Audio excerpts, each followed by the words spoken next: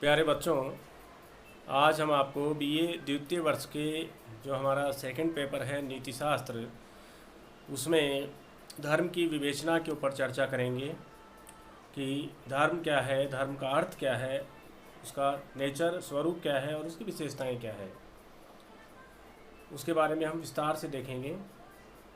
आज हम आपको जो धर्म है उसमें विभिन्न विद्वानों ने इसके ऊपर अपने क्या विचार प्रस्तुत किए हैं और वो लोग क्या कहते हैं धर्म के बारे में। धर्म की सभी जातियों में ही आदिम काल से किसी न किसी रूप में धर्म का अस्तित्व सदा मान्य रहा है। पश्चिमी और भारतीय चिंतन में इसके सैद्धांतिक और व्यवहारिक रूप पर पर्याप्त चिंतन एवं मनन किया है।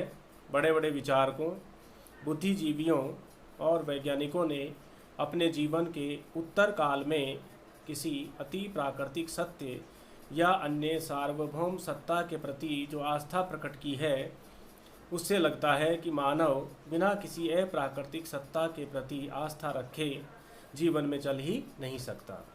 सत्य, नेकी और शुद्धता एवं सुंदरता के अंतः स्थित आदर्शों की उपलब्धि के लिए मानव सदैव संघर्षरत है और सत्य की खोज में ही मानव ने धर्म, विज्ञान, इतिहास आदि को प्राप्त किया है।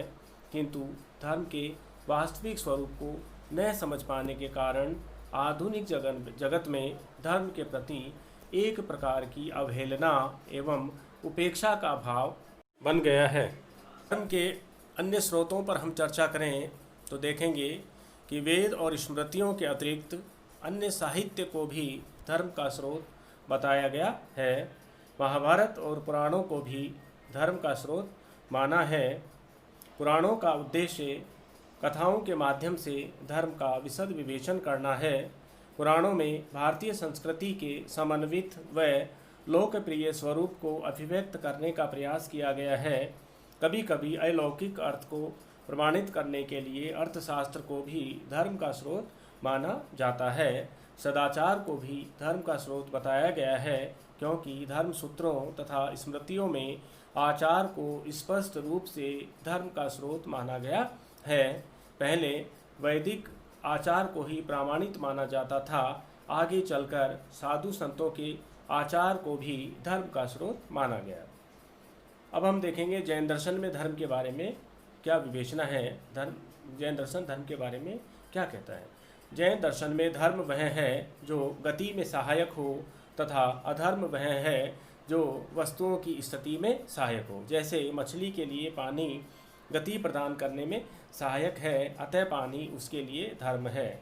जैन दर्शन में धर्म और अधर्म पाप पुण्य के अर्थ में प्रयुक्त नहीं होते हैं।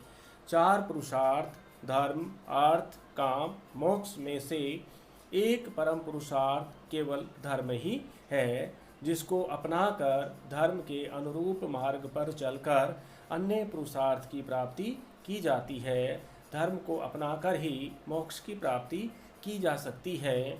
अधर्म तो सदैव बंधन में डालता है, इसलिए धर्म ही अन्य पुरुषार्थ की प्राप्ति का श्रेष्ठ माध्यम है।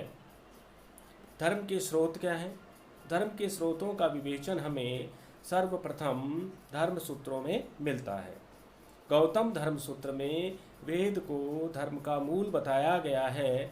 वैदिक ऋषियों ने स्मृति तथा शील को भी धर्म का स्रोत बताया है। आप स्तंभ धर्म सूत्र में धर्मज्ञ की संपत्ति तथा वेद धर्म के प्राण हैं।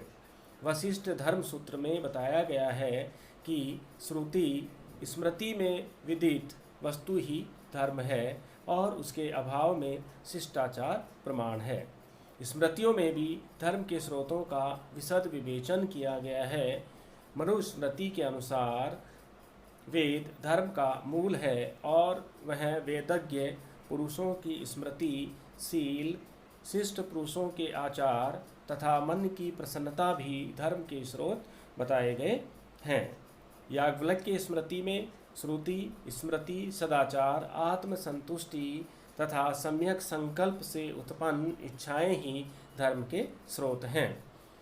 सभी स्मृतिकारों और मीमांसकों के अनुसार वेद धर्म का मूल है। स्मृतियों का विशेष संबंध व्यवहारिक जीवन से है एवं सामाजिक व्यवहार में उनका महत्व अधिक रहा है। अब हम चर्चा करेंगे बौद्ध दर्शन में धर्म। भारतीय दर्शन में धर्म शब्द विविध अर्थों में प्रयुक्त हुआ है।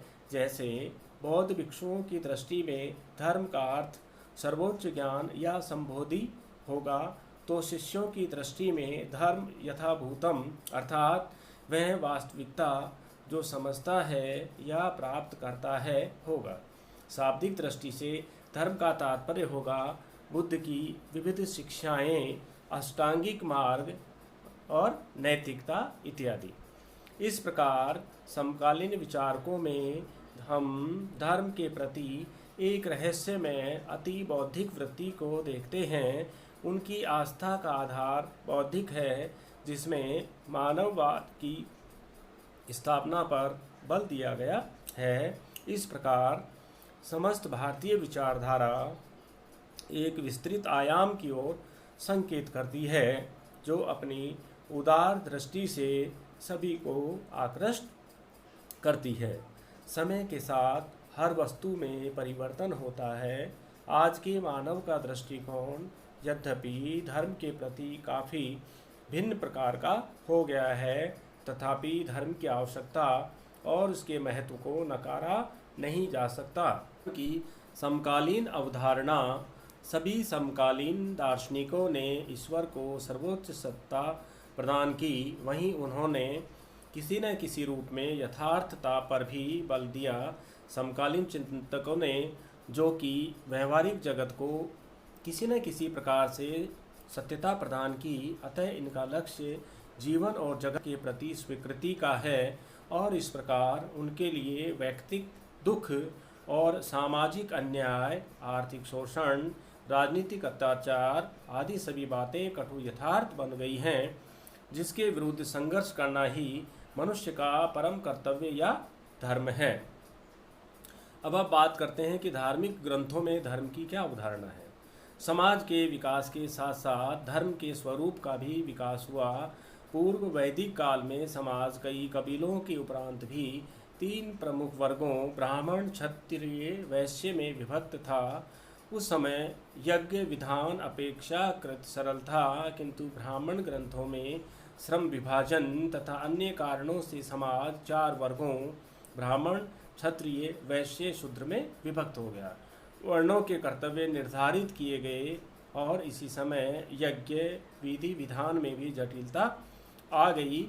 इसी जटिलता के फलस्वरूप 2 नास्तिक धर्म जैन व बौद्ध धर्म का उदय हुआ, जिन्होंने यज्ञ परंपरा में वर्ण विभाजन को बिल्कुल ही नकार कर सभी को समानता का अधिकार प्रदान किया।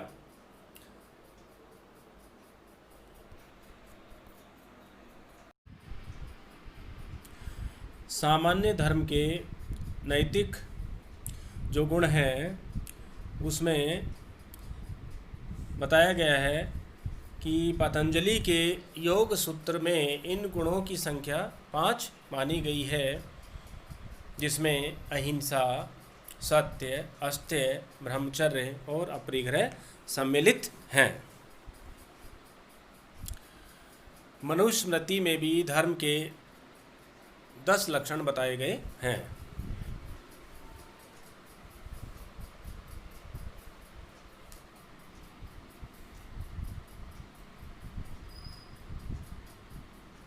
अब हम चर्चा करेंगे सामान्य धर्म के नैतिक गुणों के बारे में। पतंजलि के योग सूत्र में इन गुणों की संख्या 5 मानी गई है, जिनमें अहिंसा, सत्य, अस्तेय, ब्रह्मचर्य और अपरिग्रह सम्मिलित हैं। मनुस्मृति में धर्म के 10 लक्षण बताए गए हैं।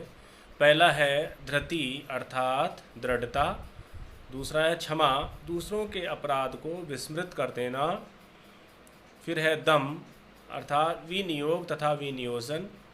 फिर है अस्तेय अर्थात चोरी न करना। फिर है शौच अर्थात पवित्रता।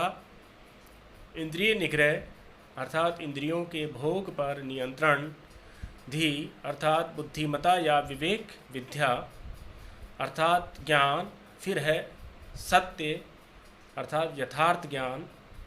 फिर है अक्रोध, अर्थात इच्छा विरुद्ध कार्य हो जाने पर मन के आवेग पर नियंत्रण आदि है। डॉक्टर पांडुरंग काले के अनुसार धर्मशास्त्रों में धर्म का तात्पर्य किसी संप्रदाय या मत से नहीं है, जीवन की विशिष्ट आचार पद्धति से है, जिसके द्वारा मनुष्य व्यक्तिक एवं समाज के सदस्य के रूप में अपने कर्तव्यों का पालन करते हुए लक्ष्य को प्राप्त कर सके। अब बात आती है कर्म, पुनर्जन्म एवं मोक्ष संबंधी विचारों का प्रभाव नैतिकता के विकास एवं कर्म के अन्य सभी अंतर्भूत तत्व और पहलुओं पर देखा जा सकता है। तो में धर्म क्या है? धर्म सूत्रों में गौतम, आप स्तंभ, बौधायन आदि धर्म सूत्र प्रमुख हैं, जिनमें गौतम धर्म सूत्र सर्वाधिक प्राचीन है। वर्णाश्रम धर्म, राजधर्म, जाति धर्म, कुल धर्म आदि इसके वर्णित विषय हैं। इन सूत्रों में यद्यपि श्रेणी, पुत्र तथा गुणधर्म का उल्लेख नहीं है, किंतु दस्तकार, व्यापारी और अन्य वर्गों के कर्तव्यों का वर्णन है। इसके साथ ही इनमें सत्य, अहिंसा तथा श्रद्धा आदि नैतिक सद्गुणों के पालन का भी आदेश है। धर्म सूत्रों में वर्णाश्रम धर्म का भी क्रमबद्ध विवेचन है। इसमें धन की व्यापक भावना भी प्राप्त होती है, जिसका संबंध मानव के विशुद्ध कर्तव्यों से है। स्मृतियों में धर्म, मनुस्मृति सबसे प्राचीन स्मृति मानी गई है। इसमें चारों वर्णों के धर्म और उनके आचार, आश्रम धर्म, विवाह व संस्कार, पंच महायज्ञ, श्राद्ध, स्त्री धर्म, राजधर्म, आपद धर्म एवं कर्मों के गुण दोष का विवेचन मिलता है।